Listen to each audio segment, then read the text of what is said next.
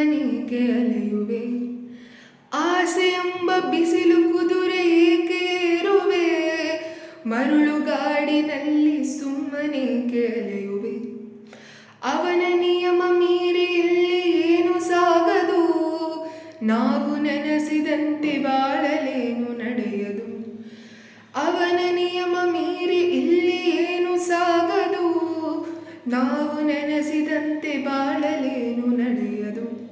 ವಿಷಾದವಾಗಲಿ ವಿನೋದವಾಗಲಿ ಅದೇನೇ ಆಗಲಿ ಅವನೇ ಕಾರಣ. ವಿಷಾದವಾಗಲಿ ವಿನೋದವಾಗಲಿ